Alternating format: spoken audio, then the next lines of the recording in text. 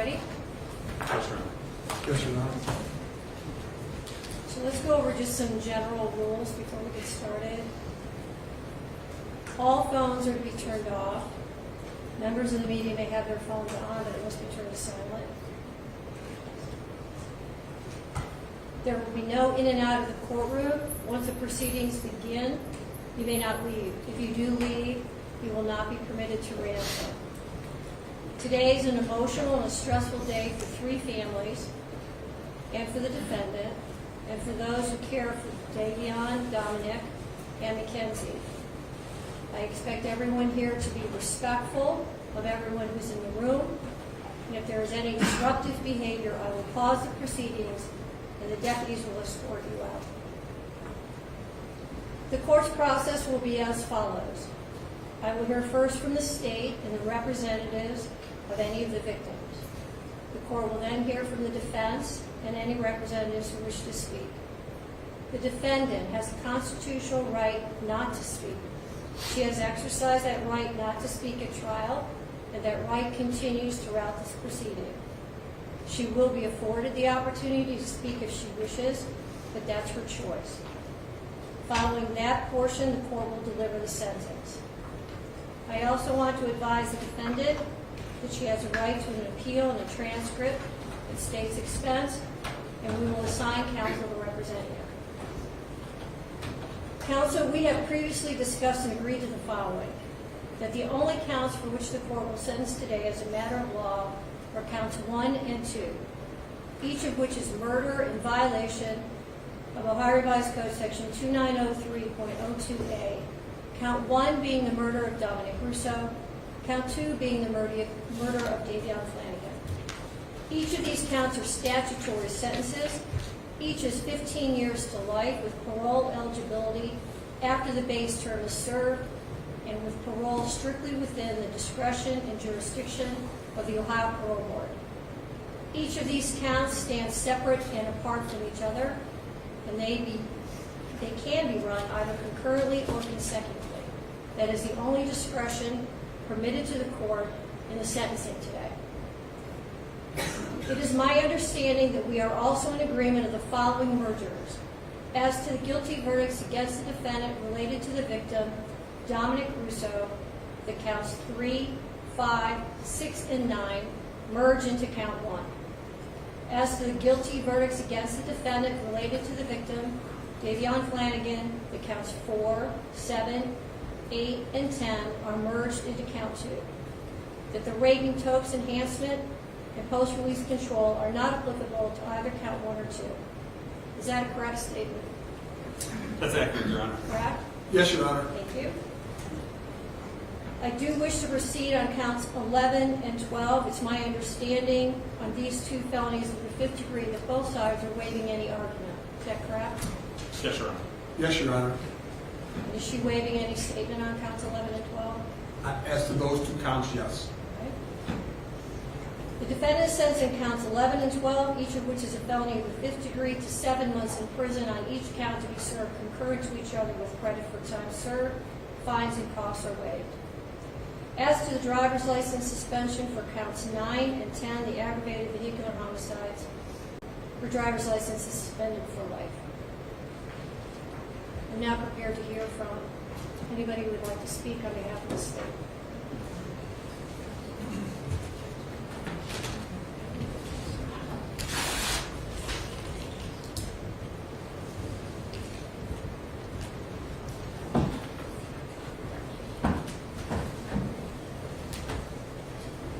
Good morning. Could you start with your name and speak up and speak slowly? Yes. Your Honor, my name is Jamie Flanagan. I am the mother of the victim, Davion Flanagan. I want to share a small part of what we lost on 7/31/2022. My son, Davion, is and always will be so much more than cargo. He was precious. He was an amazing soul with a heart of gold. He gave to the world what he wanted most in his own life: love. The kind of love that would rescue a friend in the middle of the night, no questions asked. The kind that would protect others and honor them. He made friends easily with his infectious smile. He was a gifted athlete. He had plans to go to barber school and open his own shop. My son did not have a clique of friends, but instead was a friend to all. He would go out of his way to show love and kindness to others, including those that were often cast aside by society, the less fortunate, the developmentally challenged, the hurting, and the unvalued. Davion made sure that everyone that crossed his path knew that he truly saw them, that he valued them, and that they were worth his time. Davion and my kids have had more than their fair share of heartbreak, of hardship, and of loss. Davion was adopted with his sisters from foster care. They are biological siblings. We are honored to be chosen, or to have been chosen, to be their parents. They're forever family. I am devastated by the loss of Davion. The world lost a truly special man. My girls lost their best friend, their protector, the one and only trusted family that has been by their side from day one. This alone, or he alone, understands the pain and loss that they have gone through and was always there for them. This fact alone breaks my heart for my girls, for my family. So many dreams shattered, a future stolen. We will never get to see the amazing man that he was surely to become. His life was precious. Like I said, he was so much more than cargo. I pray daily for strength and perseverance for myself and for my family. I also pray that Mackenzie will find true remorse in her heart and true repentance. We thank all of those that worked so hard to help us bring justice for our son. We are forever thankful. Davion, we miss you terribly, but as Christians, we grieve with hope. We will make sure your memory lives on, and we ache for the day that we are united again in eternity. Thank you.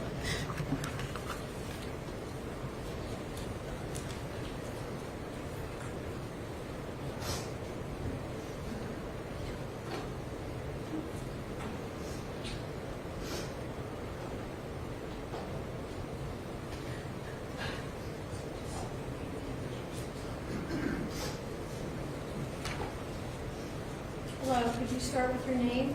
Hi, Your Honor. My name is Davion Flanagan. Davion was my older brother. The passing of Davion Markel Flanagan has been very difficult for me. We have gone through everything together since day one. Davion was a big brother to me and my younger sister, Delia. We all got adopted together in 2012.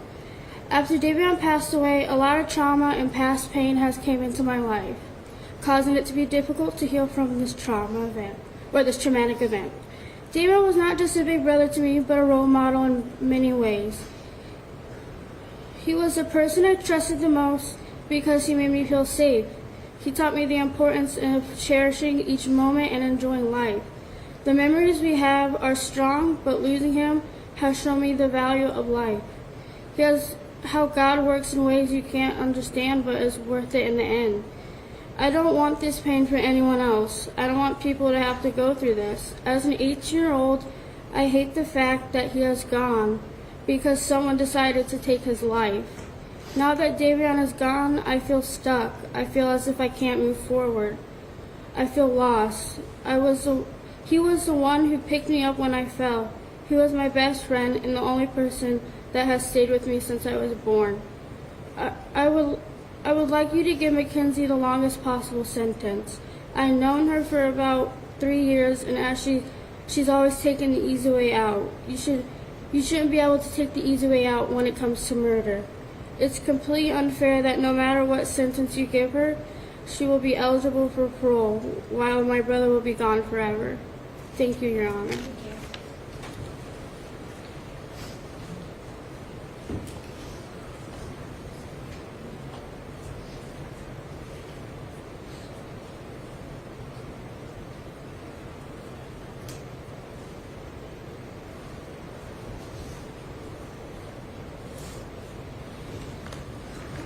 Lorraine, can you start with your name? I'm Christine Russo. I'm Dominic's mother. No one wanted this to be a murder or to punish Mackenzie Shirilla for this accident. But this was not a car accident. The evidence and science proved that Mackenzie Shirilla murdered my son, Dominic, as well as Davion. There's no fix put in this case, as the Shirillas would like to proclaim. I want to thank Strongsville Police Department and the state of Ohio for seeking the truth behind this crash. Thanks to them, we all know what happened in that car that day. What we don't know is why. I wish I could change this every day. I lost 3 children in that crash. Not a minute goes by each day that I don't think about my son, as well as Davion. My heart is forever broken. The cries heard from the Shirilla family and friends after the verdict are nothing more than a lack of remorse. Mackenzie Shirilla had a choice. Dom and Davion did not. We are all left here to mourn. But what Dominic and Davion lost can never be remedied in any way or by any particular sentence. July 31st, 2022, I called Mackenzie's mother, hysterical with the loss of my son and Davion. I knew Mackenzie was in the hospital, and the first statement said to me was, "Oh, please don't listen to what everyone's saying on Facebook." Yeah, my son is dead, his friend is dead, and I'm checking on yours. Yet social media is what's important. Social media has made a game out of the life of Mackenzie and is making a game out of this heart-wrenching tragedy. No one can imagine the pain of losing a child unless they have lost one themselves. The pain is forevermore. Time does not heal this wound. Mackenzie, going to prison because you did this. Be thankful that you're still alive and have a future, whatever that may be. Dom and Davion were robbed of their futures, their hopes, and their dreams. Mackenzie showed no mercy on Dominic, nor did she on Davion. Only God at this time can have mercy on her soul. Thank you.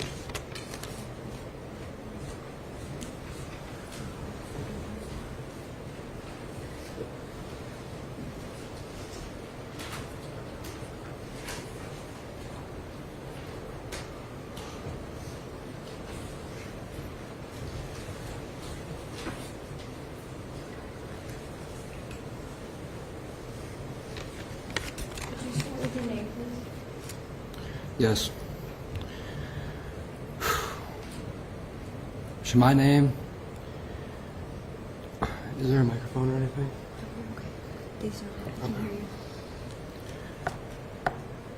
So my name is Angelo Russo. I'm one of Dominic's older brothers, and I'm speaking today for myself and also on the behalf of our siblings and our friends. Sorry. Dom may have been young, but he made the most of each day and had an impact on the lives of his friends and his family. Dom was a businessman, an athlete, a song producer, and an entrepreneur. Dom was not only my brother, he was also my best friend, and the friends in this courtroom also say Dom was their best friend. Many of my brother's interests and goals were centered on learning more about himself and how he could become a better person. He was always doing what he could to learn about others, how he could understand different situations, different cultures, and how he could better the community. He read from various authors every day and even recommended to me countless books that have made me a better person and helped me understand the world better. A few months before he passed, he told me that he soon planned on joining a branch of the military. Admittingly, I was against this, but he felt the need to not only serve the community, but also his country. He gave me countless advice, and he also helped with anything and everything. Nothing said or done here today can describe the loss or repair our lives after this tragedy. Kenzie's statement in the hospital to Detective Azu, "Can't you just take my license away for 10 years or something?" That statement is Mackenzie Shirilla, the most selfish person I know. Ironically, Dom was the most selfless person I know. Mackenzie Shirilla murdered Dom and Davion in cold blood and had already moved on. Kenzie killed Dom over the thought of losing him, and she made Davion collateral damage. She was driving, going to concerts, and dressing up for Halloween, no thoughts of the families and lives that she had destroyed. As I said, Dom read a book every day. He started 2 companies. He recorded his own music as well as recording music with myself and with friends. Dom helped anyone who ever needed a hand. He was an inspiration to everyone who had the honor of meeting Dominic. We love you, Dom. We love you, Davion. And God bless the both of you. Thank you so much.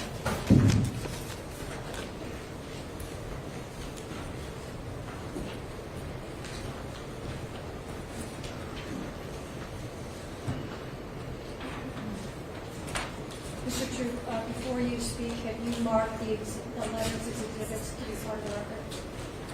I have, Your Honor.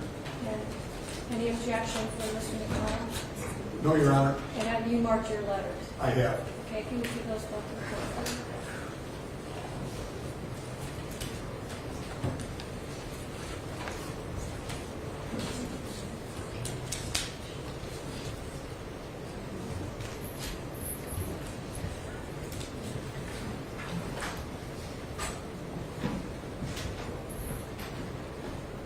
Go ahead. Your Honor, there's very little that I can say after hearing from those who love Dominic and Davion in regards to the impact that the defendant's conduct had on these families' lives.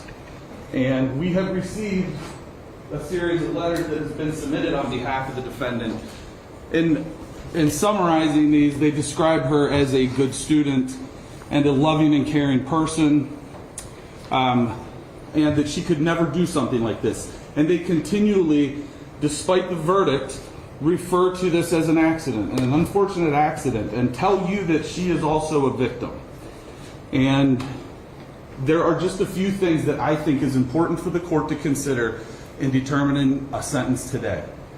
Part of the evidence in this case and introduced in trial was evidence from the defendant's cell phone. There were search warrants executed on her various social media accounts, her school records, her medical records, things of this nature.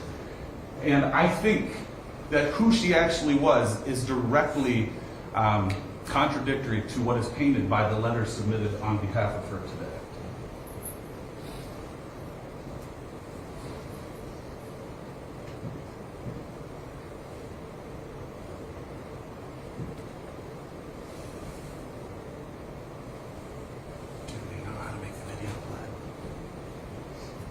One moment, Your Honor.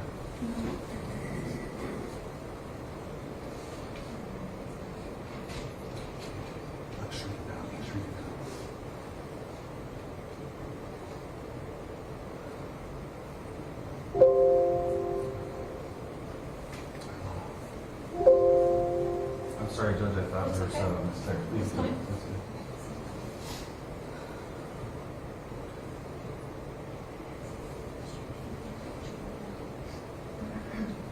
I'm not even cool. I'm just one of those girls that can do a lot of drugs and not die.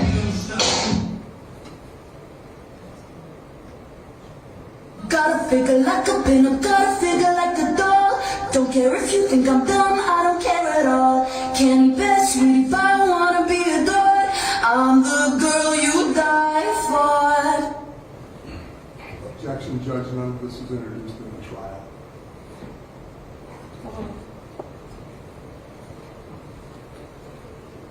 Shortly after the crash, Strongsville police were notified that they had received concerning emails from the community that the defendant and her mother were seeking employment with the Los Angeles modeling agency. Mackenzie Shirilla said to Vitaly, thank you for the comment. I would love to work with you guys. I've been emailing you guys a lot. Such a great opportunity. Thank you.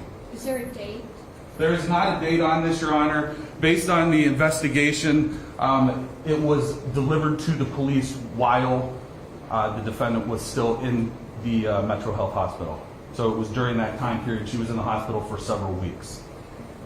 Shortly after being released from the hospital, the police were provided additional videos of the defendant from her wheelchair as she attended a concert down in the Flats. And again, Your Honor, I'm introducing these to the court to show the shocking lack of remorse. This was something that was being exhibited while the investigation was still going on, before she was charged and arrested in November of last year. And these were the sort of things that were coming to the police, and the shocking lack of remorse, coupled with the fact that the defendant was reported driving an automobile shortly after this event, that she was seen in Strongsville again driving a car.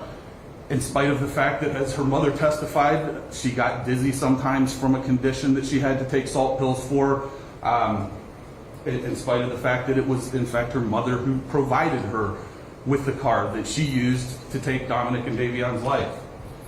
Halloween of last year, again, still before being charged, Mackenzie Shirilla celebrated Halloween with her friends at Ohio University.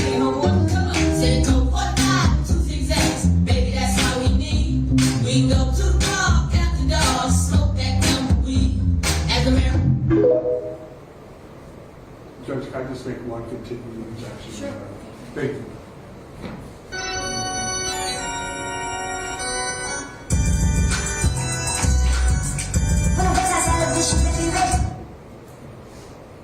Are these post?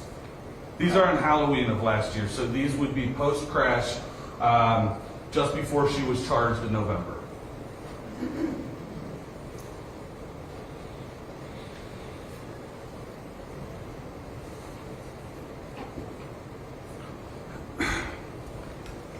We think the defendant has shown a shocking lack of remorse, Your Honor. We think that she has continually put forward that this was an accident, in spite of the fact that the evidence is in direct contradiction. Your Honor, you were on Progress Drive. You saw the evidence that was displayed in court.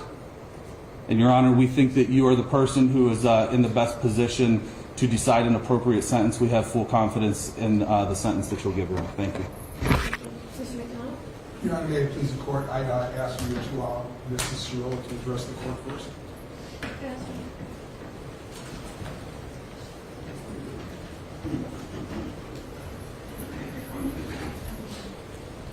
Can you start with your name?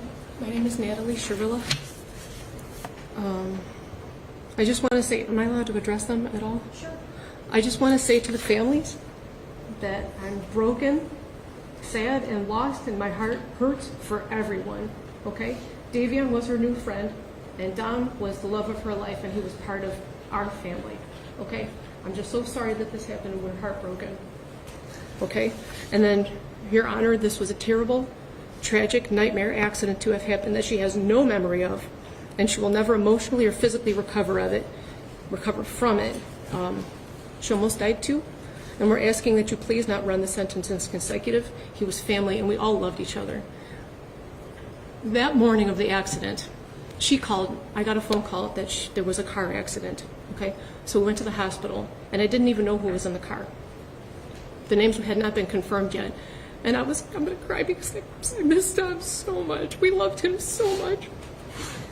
So I called Dom, like over and over again, praying that he was going to answer the phone, and he didn't answer the phone. So then I tried to call his mom, and she didn't answer the phone either. And I still didn't know who was in the car. I didn't even know if she was alive. I didn't know what was happening. So then we were in the waiting room, and then his mom she did call me, so I answered the phone, and I was like, oh my God, like, I don't even know who was in the car. Like, what's happening? Was that Dom? And she said, what do you mean? My son is dead. And I was like, I'm so sorry. And then she said something like, and now I have to wait until your kid's out of the hospital. And then I didn't hear the rest. I was like, we loved him so much. And I hung up the phone. I did not talk about social media. I didn't even know what was going on yet. Okay? So then That was it. So in the hospital, that Vitality post, I commented on that because somebody had called her a murderer, okay? And she's not a murderer, so she didn't even have her phone at that point because the police had still had it, okay? So I jumped on, and I was like, you know, she's not a murderer. She's more sad than most of these people commenting. She's been trying to get in touch with you. I mean, at that point, it was just an accident. So I commented on her behalf, not because of the modeling opportunity. Who cares about that? I don't want them to refer to her as a murderer, okay? And I don't even know how that comment had got on the phone because the police still had her device and she could not access her phone or social media. That's why I did it. And I had called them asking if they could shut down social media because people were calling her a murderer and making death threats and organizing groups to, you know, take her out when she got out of the hospital and stuff. So I didn't even want her phone. I don't care about her phone. I don't care about social media. I just wanted them to stop calling her a murderer so that when she did come to, and she did come out of surgery, multiple surgeries, that she wouldn't see all these people calling her a murderer because she would never, ever, ever murder the love of her life, okay?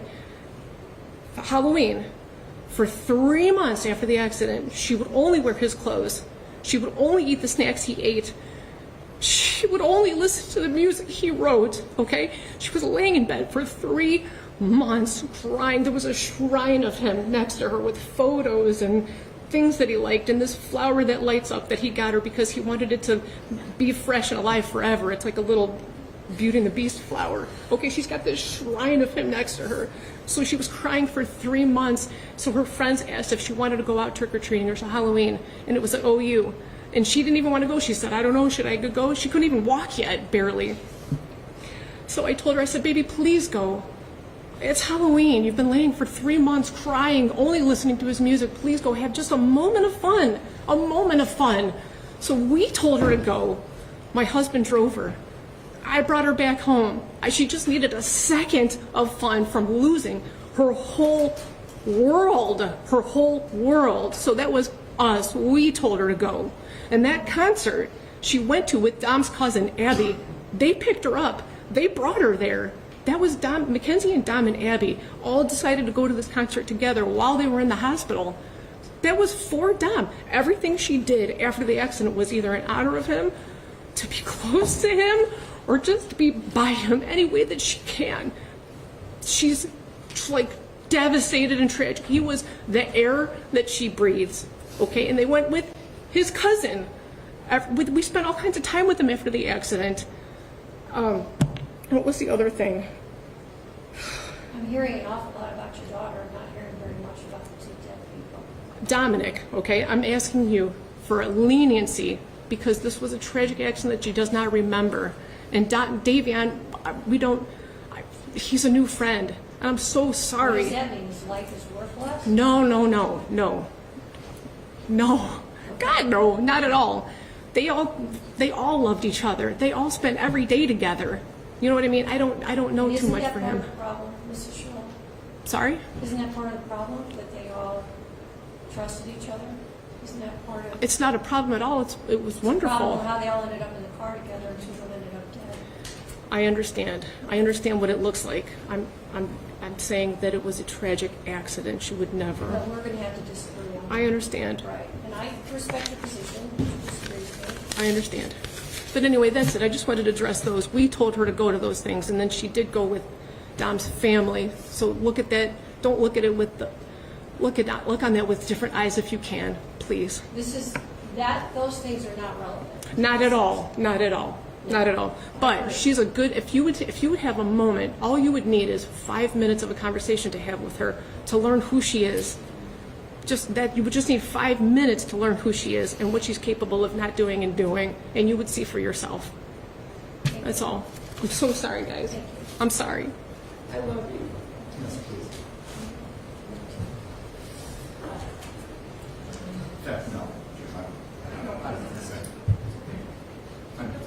Is there anyone else? I would like Mackenzie to address the court. Mackenzie, you don't have to speak if you don't want to. It's up to you. I would love to. Okay. You want me to stand up right here? You can sit if it's more comfortable. Whatever's better for you. The families I'm not a Davion. I'm so deeply sorry. I hope one day you can see I would never let this happen or do it on purpose. I wish I could remember what happened. I'm just so sorry. I'm heartbroken. I love Dom and Davion. We were all friends and Dom was my soulmate. I wish I could take all your pain away. And I'm so sorry. And to my family, thank you for the support and all the love you guys give. Thank you for fighting with me. I love you all so much. I'm done. Thank you. Thank you. Anything else from the defense? If I could address the court, Judge. Your Honor, may it please the court. First of all, I'd like to extend my condolences to the Russo and Flanagan family. I can't imagine how difficult this is. It's terrible. People's acts have consequences, and the consequences here are up to you.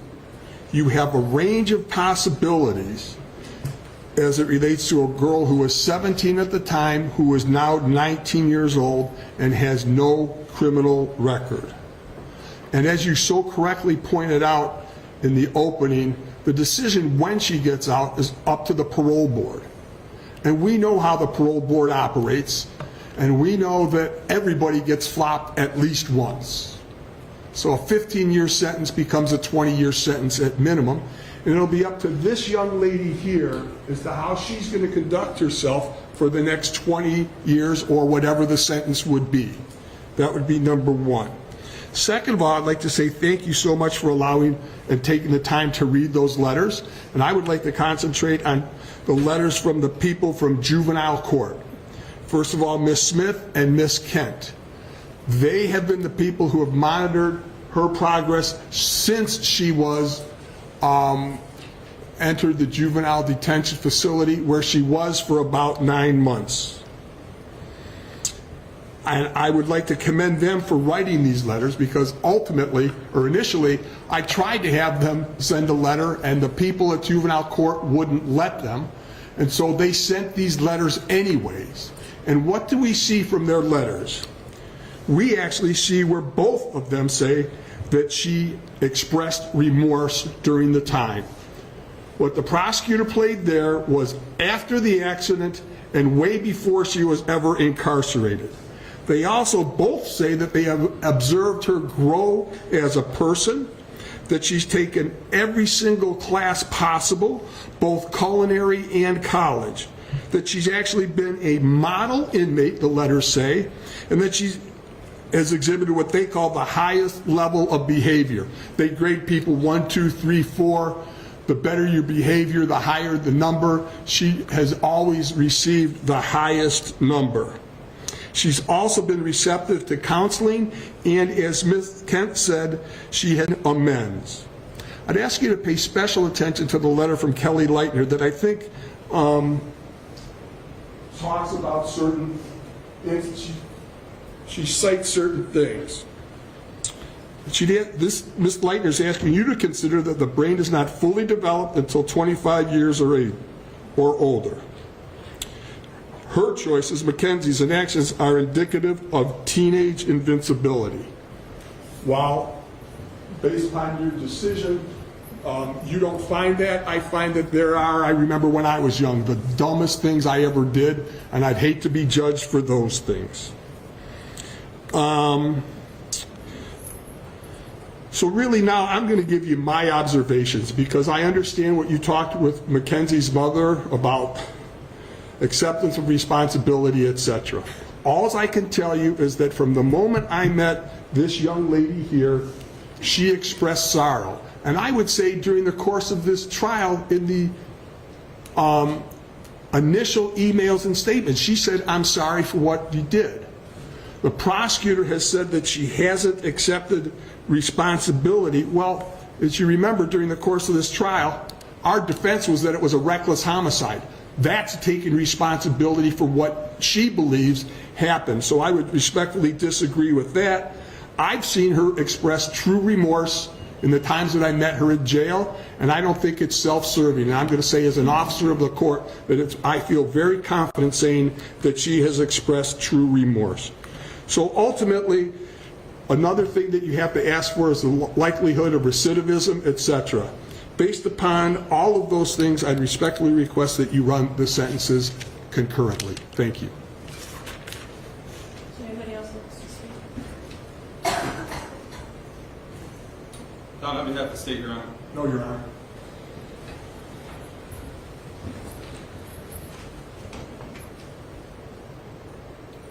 Today is the sentencing of the defendant for the purposeful and intentional murders of Davion Flanagan and Dominic Russo. And in a way, it's the second time their families are gathered again to grieve. It's also a day when Mackenzie's family will grieve for the future of their daughter. All three of these families and the friends of these families are suffering, and all of their lives have been irrevocably changed because of the actions of the defendant. The unintended and collateral consequences of a selfish, intentional, and cruel decision by Mackenzie will ripple forever in time. It's literally changed history because it's ended 2 lives. 2 young men are dead. Their deaths were horrible, terrifying, and tragic. I will say again, if any reasonable person reviews Exhibit 802, there can be no doubt in your mind what happened this time. There can be no doubt of the absolute terror of the 2 people in that car. The defendant controlled all the events. She chose the day. Specifically, she chose a day just before her 18th birthday. She chose to drive the car, the time to drive the car. She chose an obscure, previously scouted route through an industrial parkway. She chose the target to hit and the victims. She chose the means and the method to follow through. And she planned and purposefully executed the events of July 31st, 2022. The review of the evidence supports the factual findings, the forensic testimony, the testimony of the first responders, the testimony of the emergency room doctors who treated the defendant, the testimony of the coroner's medical examiner, the testimony of those who knew the victims and the defendant, and the testimony of the BMV official who provided evidence that not only did the defendant deny any medical condition when applying for her license, which her mother co-signed and attested to, but also that just after the accident, Mackenzie renewed her driver's license and again denied any medical condition. In fact, the defendant was so concerned about driving that, as the state mentioned during the investigation, she asked if they could just suspend her license for 10 years. It is hard to fathom how a person could be concerned about their driving privileges, having just been responsible for the deaths of 2 people. There was no medical condition that caused this as an accident. There was no mechanical failure of the car. The record is clear on the facts and the evidence. Her mother's own corroborated statements without any medical testimony or records is not persuasive. It is also important to remember that even if Mackenzie intended to also die in this crash, that is irrelevant. A failed suicide attempt is not a defense to murder.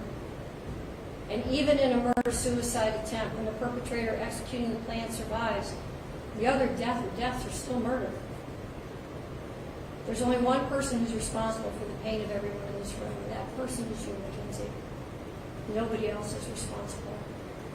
This isn't the fault of Dominic's family, or Davion's family, or your family. And I know that each of you have asked your questions to yourselves, what if? What if I had done this or that?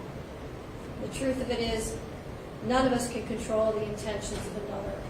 And when there is a purposeful intent to harm or kill someone, it is the perpetrator alone who bears the responsibility for the choice and the consequences and the harm that follows.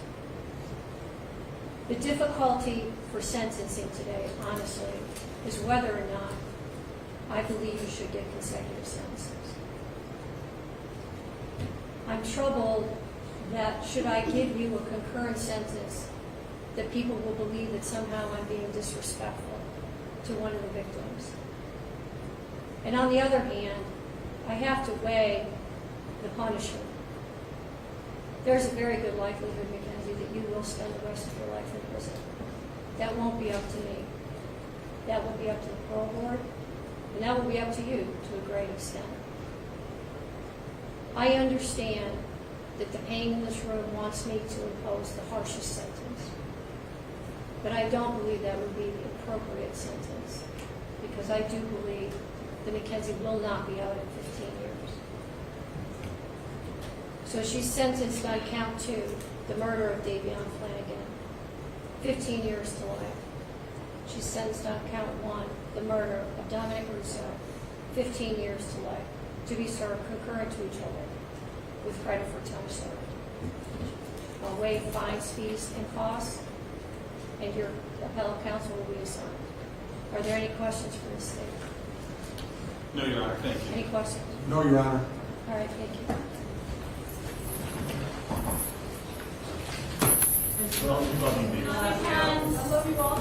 They're innocent.